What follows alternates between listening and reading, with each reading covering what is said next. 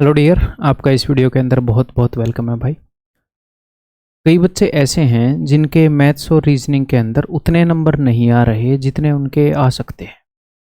आप ये मान लो कि जब आप पेपर देते हो और उसके बाद जब आप अलग से पेपर को एनालाइज करते हो तो आपको ये लगता है कि ये जो 2-3 क्वेश्चन मैंने गलत कर दिए, ये बेवजह ही कर दिए, इनको मैं ठीक कर सकता था। या फिर ये जो 1-2 क्वेश्चन और हैं जो मेरे से पेपर में नहीं हुए, ये मैं कर सकता था, पर उस वक्त या तो मुझे टाइम नहीं मिला, मैंने टाइम को ख़राब कर दिया, ख़राब नहीं किया इन द सेंस मैं नहीं मैनेज कर पाया, या फिर मुझे टाइम मिला तब उतना इनफ टाइम नहीं मिला, बाद में मैंने 1-2 मिनट और एक्स्ट्रा दे के जब इस क्वेश्चन को देखा तो मैंने कर लिया। कुल मिलाकर मैं क्या कह रहा हूँ कि कुछ क्वेश्चन तो आपके गलत हो गए जो ठीक कर सकते थे, और कुछ क्वेश्चन ऐसे थे जो आपने किए नहीं, अनअटेम्प्टेड छोड़ दिए, और बाद में आप देख रहे हो कि वो अटेम्प्ट हो जा रहे हैं। तो मैं यहाँ पर उन मार्क्स की बात कर रहा हूँ जिन मार्क्स को लेने का आपके अंदर पोटेंशियल है, यानी कि जिन मार्क्स को लेने के लिए आपने पढ़ाई की है। ठीक है, मैं लास्ट के दिनों में ऐसा कुछ नहीं बता सकता कि भाई 5-7 दिन में, 15-20 दिन में कुछ ऐसा करवा दूँ कि ये लो, जिनका आपको पोटेंशियल नहीं है पूरा सिलेबस करवा दूँ, नहीं। लेकिन ये भी एक प्रॉब्लम है कि क्वेश्चन बाद में हो जा रहे हैं, पहले नहीं हो रहे, पहले गलत हो गए या नहीं हुए। ठीक है, तो इस वीडियो में उस प्रॉब्लम को हम कैसे दूर कर सकते हैं वो बात करेंगे, और प्रैक्टिकल एडवाइस दूंगा अगले 7-10 दिन के अंदर वाकई में उसके अंदर आप काफ़ी इंप्रूवमेंट लेकर आ सकते हो। ठीक है, लेकिन उसके लिए हमें प्रोएक्टिव होकर थोड़ी सी मेहनत करनी पड़ेगी, राइट तरीके पर, राइट डायरेक्शन में मेहनत करनी पड़ेगी। तो इम्प्रूवमेंट तो डेफिनेटली होगा, किसी में ज़्यादा किसी में कम है, वो डिपेंड करता है। ठीक है, तो बात करें तो यानी कि हम किस चीज़ की बात कर रहे हैं यहाँ पर, मैं बात कर रहा हूँ 2 सब्जेक्ट की, मैथ और रीजनिंग की, क्योंकि ये 2 सब्जेक्ट ऐसे हैं जो सबसे ज़्यादा टाइम खाते हैं और इनमें सबसे ज़्यादा टाइम मैनेजमेंट करने की ज़रूरत होती है। तो वहाँ पर हमसे गड़बड़ियाँ होती हैं, और वो गड़बड़ियाँ अलग अलग रूप में निकल कर आती हैं। कैसे निकल कर आती हैं देखो, मतलब कई बच्चे अपने पोटेंशियल के अकॉर्डिंग स्कोर नहीं कर रहे, आप समझ गए, मेहनत करी है, सिलेबस किया है, क्वेश्चन बाद में हो जा रहा है, पहले नहीं हुआ। कुल मिलाकर पहले हो गया तो गलत हो गया, जो भी है उसके नंबर नहीं मिले और मिलने चाहिए थे, वो प्रॉब्लम आपकी दूर हो जाएगी। देखो, यानी कि आते हुए क्वेश्चन हम नहीं कर पा रहे, आते हुए क्वेश्चन या तो गलत हो गए हैं, तो गलत भी कि भाई सिली मिस्टेक हो गई हमसे, ये मान लो, या फिर कोई कंसेप्चुअली आपने गलत उस वक्त काम कर लिया। ठीक है, या फिर अनअटेम्प्टेड छूट गए, या तो गलत कर लिए, ये तो सबसे गंदी बात, आता था ऊपर से नेगेटिव मार्क दे के गया, पॉजिटिव तो दे के ही नहीं गया, या फिर अनअटेम्प्टेड रह गए, यानी कि हमारे पास टाइम नहीं लिया, हमने सारे क्वेश्चन को हम विजिट नहीं कर पाए, यानी कि टाइम मैनेजमेंट की प्रॉब्लम। या फिर हमें टाइम मिल तो गया था पर लेकिन वो वहाँ पर स्ट्राइक नहीं हुआ, और एनफ मुझे टाइम चाहिए होता, और ज़्यादा टाइम मिलता तो शायद हो जाता, क्योंकि बाद में तो आपको हो गया। या फिर हम उस वक्त स्ट्रेस में रहते हैं, इसलिए इन प्रॉब्लम का सोल्यूशन निकालते हैं। देखो, तो जो क्वेश्चन हमारे रॉन्ग होते हैं वो होते हैं सिली मिस्टेक की वजह से। जनरली मान लो कुछ सिली मिस्टेक होंगी, कुछ हो सकता है भाई मैं बोल रहा था कि भाई कंसेप्ट उस वक्त थोड़ा सा अलग लगा दिया, सिली मिस्टेक नहीं थी, आप अवेयर थे, बट मिस्टेक हो गई। ठीक है, अपने पास टाइम कम बचा, यानी कि हम सारे क्वेश्चन को या तो विजिट नहीं कर पाए, या फिर अगर 1-1.5 मिनट और मिल जाती तो सर मैं उसको भी कर देता, तो किसी भी कारण अपने पास टाइम कम बचा। तो ये जो सारा हिस्सा है ना, ये सारा हिस्सा अटेम्प्टिंग स्ट्रेटेजी के अंदर आता है। ठीक है, तो अटेम्प्टिंग स्ट्रेटेजी मैं आपको बहुत बार बता चुका हूँ, है? तो उस अटेम्प्टिंग स्ट्रेटेजी को इम्प्रूव कैसे करना है, आप सेक्शनल मॉक्स देंगे मैथ और रीजनिंग के, लेकिन एग्जैक्टली कैसे देंगे मैं आपको प्रोसेस बताऊंगा, और क्यों देंगे ये मैं आपको बताऊंगा। ठीक है, लेकिन उसके लिए मैं एक बार अटेम्प्टिंग स्ट्रेटेजी को 30 सेकंड लेकर बार फिर से बता दूं ताकि हम एक पेज पर हो जाएं। देखो, सिंपल सा मतलब है अटेम्प्टिंग स्ट्रेटेजी का कि किसी भी क्वेश्चन को देखकर हमें क्या करना है, हमें अपने कैलिबर के अकॉर्डिंग एक डिसीजन लेना होता है। एक क्वेश्चन किसी बंदे के लिए हो सकता है, ये तो मैंने देख रखा है ऐसे हो जाएगा, किसी दूसरे बंदे के लिए हो सकता है, उसको उस वक्त ना ध्यान आए कि ये कैसे होगा। तो अपने कैलिबर के अकॉर्डिंग आपको कुछ क्वेश्चन ऐसे होंगे जो आपको पता है फिक्स पैटर्न पे, अरे यार ये तो ऐसे होता है, और ठीक ठीक ही टाइम लेगा, कभी कम लेगा कभी ठीक ठीक, ऐसे क्वेश्चन को हम कर लेंगे। हम क्या करेंगे, हम डिसीजन लेंगे कि मैं इस क्वेश्चन को कर लूंगा। देन कुछ ऐसे क्वेश्चन होंगे कि भाई मैं कर तो लूंगा बट मे भी शायद टाइम लग जाए, मैं शायद कर तो लूँ पर हो सकता है थोड़ा सोचना पड़े, लग तो रहा है कि हो जाएगा। यानी कि इन क्वेश्चंस में हमें मार्क्स मिलने के चांसेस हैं, उनको मार्क एंड रिव्यू कर देंगे, यानी कि उसका शायद पर्पल कलर हो जाता है। कुछ क्वेश्चन ऐसे हैं कि यार पता नहीं यार होएगा कि नहीं होएगा, क्या पूछ लिया है, या फिर आपको अजीब सा क्वेश्चन लग रहा है, थोड़ी सी लैंग्वेज डिफिकल्ट लग रही है, तो इसमें फिर चांस कम है। हमने तैयारी की है तो एक अंदाजा तो आ जाता है ना कि इन क्वेश्चन में मार्क्स मिलने के ज़्यादा चांस है, इसमें कम है। तो ये एक तीसरी कैटेगरी होगी। तो सबसे पहले राउंड में हमने ये वाले क्वेश्चन तो कर ही लिए, ठीक है जी।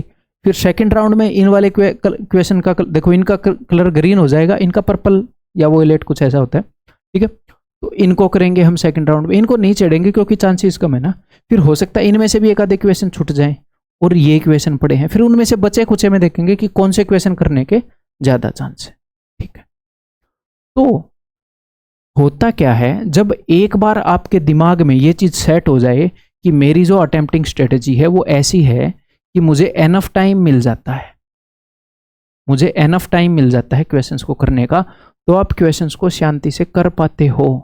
बट आपके मन में बैक एंड पे ये है टाइम तो नहीं बच रहा, टाइम तो नहीं बचता, तो मैं कितना भी भाषण दे लूँ आप शांति से कर ही नहीं पाओगे, और शांति से नहीं कर पाओगे तो सिली मिस्टेक होगी। तो अब मैं ये बोल रहा हूँ, ये आप नहीं मान पाओगे, तो ताकि आप ये प्रैक्टिकली अप्लाई कर पाओ पेपर वाले दिन, उसके लिए हमें कुछ स्टेप्स लेने पड़ेंगे। क्या स्टेप लेने पड़ेंगे? देखो, प्रैक्टिस करनी पड़ेगी। कोई काम हमसे नहीं हो रहा तो हम क्या करते हैं? हम प्रैक्टिस करते हैं। तो प्रैक्टिस कैसे करेंगे बताता हूँ, देखो ध्यान से। हमें सेक्शनल मॉक्स देने हैं, बहुत सारे देने हैं, ठीक है। कैसे देने हैं देखो, सेक्शनल मॉक यानी कि सब्जेक्ट वाइज मॉक सिर्फ और सिर्फ मैथ का देना है एक बार 25 क्वेश्चन का, और सिर्फ रीजनिंग का देना है। जो भी मैं बात बताऊंगा मैथ और रीजनिंग दोनों के ऊपर लागू होएगी, ठीक है। मान लो, और हमें देने हैं प्रीवियस ईयर पेपर्स, और सेम पेपर में से एक बार मैथ दे दूंगा, एक बार रीजनिंग दे दूंगा। ऐसे करना है, पहले मैथ दे के सबमिट कर दो है, फिर जब रीजनिंग देने की बारी आएगी रीजनिंग अटेम्प्ट करके फिर सबमिट कर देना। सेम पेपर को 2 बार यूज कर लेना, री अटेम्प्ट कर देना, या पीडीएफ से दे देना, कोई फर्क खास पड़ता नहीं। हालांकि ये कलर कोड तो पेपर में ही होएगा। तो प्रीवियस ईयर पेपर बहुत सारे प्लेटफॉर्म पर अवेलेबल है फ्री में देने के लिए, या फिर आपके पास होगा, जैसे भी वो अवेलेबल है। तो मान लो मैंने पहला मॉक टेस्ट दिया, तो आपने पता है क्या करना है, आपने ये देखना है कि इस मॉक के अंदर जहां पर आपको मार्क्स नहीं मिले, यानी कि नेगेटिव मिले या फिर 0 मिले, यानी कि रॉन्ग कर दिया या फिर ये कर दिया, इसमें आपने कहां पर गलती करी है? कि आपने सिली मिस्टेक करी है, या आपने क्या करा है, या फिर किसी क्वेश्चन को गलत टाइम पर, गलत राउंड के अंदर गलत टाइम दे दिया है। आपने इस चीज को लिखना है मेरे भाई। आपने क्या लिखना है? आप जब सेकंड मॉक दोगे उससे पहले आपने इसकी एनालिसिस लिखनी है। एक एक क्वेश्चन का नहीं लिखना। मैं ये नहीं बोल रहा कि बुक ही बना दो मॉक टेस्ट के एनालिसिस की, कि मैंने 2 क्वेश्चन सिली मिस्टेक के कारण गलत कर दिए, कि मैंने 2 क्वेश्चन ऐसे थे जो गलत टाइम पर अटेम्प्ट कर दिया। अगर उनको मैं ठीक टाइम पर अटेम्प्ट करता, मैं उनको स्किप कर देता, तो शायद मैं 2 क्वेश्चन और देख पाता, मैं 3 क्वेश्चन और देख पाता जो कि ईजी थे। तो आपने इसका आउटकम लिखा। तो बच्चे पता है, अगर आपने 2 क्वेश्चन में सिली मिस्टेक कर दी ना, अगर आपने 3 + 2 6 कर दिया है, 4 / 5 लाइक कुछ भी कर दिया आपने, 1.25 कर दिया, उल्टा कर दिया, ऐसी सिली मिस्टेक नहीं होती है, बट एग्जाम्पल दे रहा हूँ। तो बच्चे ये मान लेते हैं ये नंबर तो मेरे हैं ही, ये तो सिली मिस्टेक है, पेपर में तो मैं सिली मिस्टेक करूंगा ही नहीं। क्यों? ये जानबूझ के करिए यहाँ पे? नहीं, आपसे हो गई ना तो वहां पर भी हो जाएगी, क्यों नहीं होगी? मैं करूंगा नहीं तो फिर यहाँ पे क्यों कर रहे हो रही है ना, यहाँ पे नहीं चाह रहे फिर भी हो रही है ना, वहां पे भी नहीं चाहोगे फिर भी होगी। तो इसको अवॉइड करने के लिए करना पड़ेगा ना हमें कुछ। तो जब आप सेकंड मॉक दोगे तो उससे पहले आप ये देखोगे, फिर आप सेकंड मॉक दोगे, दे दिया आपने सेकंड मॉक, फिर उसको एनालाइज करोगे। आप ये नहीं है कि आपने यहां पर जितनी भी गलतियां नोट करी थी आप सारी ओवरकम कर लोगे, नहीं करोगे। हो सकता है डिट्टो सारी सेम ही गलतियां कर दो, ठीक है। तो उनको फिर आप तीसरे मॉक देने से पहले दोनों की देखोगे। एक नोटबुक मैंने बहुत पहले बोल रखा है, मॉक की नोटबुक बना लो है। तो फिर तीसरा मॉक जब आप दोगे तो इन दोनों की सिली मिस्टेक आप देखोगे। यार ये हो गई, आपको थोड़ा सा अवेयर रहने की प्रैक्टिस करनी है। अवेयर हूं, अब की बार मैं गलत डिसीजन नहीं लूंगा। फिर आप क्या करोगे, चौथा मॉक देने से पहले इसकी भी आप लिखोगे और चौथा मॉक दोगे।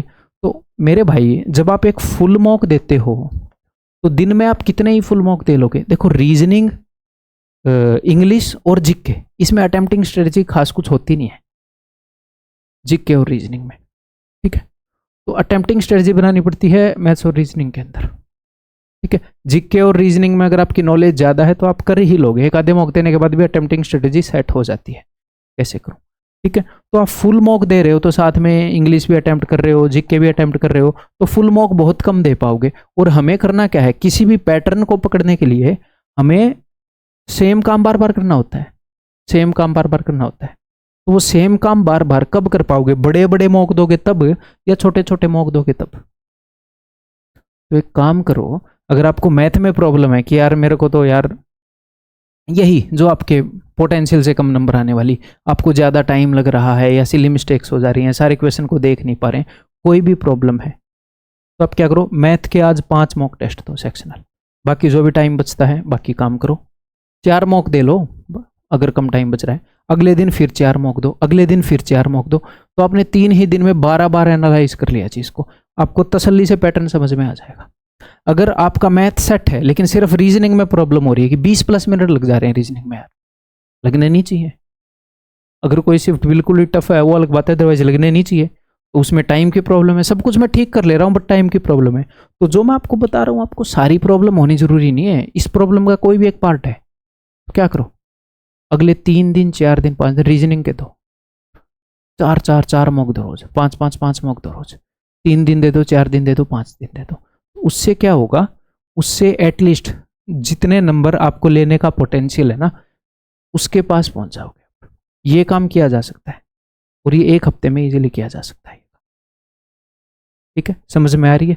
तो हम क्या करेंगे, हम एनालाइज करेंगे, मतलब हम अपनी अटेम्प्टिंग स्ट्रेटजी को ऑप्टिमाइज कर रहे हैं, उसको ऑप्टिमाइज करने का काम किया जा सकता है। मैं 7 दिन में सिलेबस नहीं करवा सकता, और उस सिलेबस को यूज कैसे करना है वो ऑप्टिमाइज हो सकता है। चीज़ें मैं बहुत पहले से ये बता रहा हूँ, बहुत पहले से, जब से मैं वीकली मॉक डिस्कस कर रहा हूँ, क्योंकि तब से जिसने मानी होगी उसने तो बिल्कुल फाइन ट्यून कर ली होगी अपनी चीज़, इंजन को फाइन ट्यून करते हैं ना ऐसे, बट ये अभी भी डूएबल है। ठीक है, तो जो लोग अपनी मेहनत पुट इन कर चुके हैं, ये छोटी मोटी उनकी कमियां हैं, तो इन कमियों को ऐसे दूर कर लेना मेरे भाई। ठीक है, उम्मीद है कि इस वीडियो में आपको कुछ सीखने को मिला होगा और उसे अप्लाई करोगे तभी उसका फायदा होगा। ठीक है, अगली वीडियो में मिलता हूँ भाई, बाय बाय।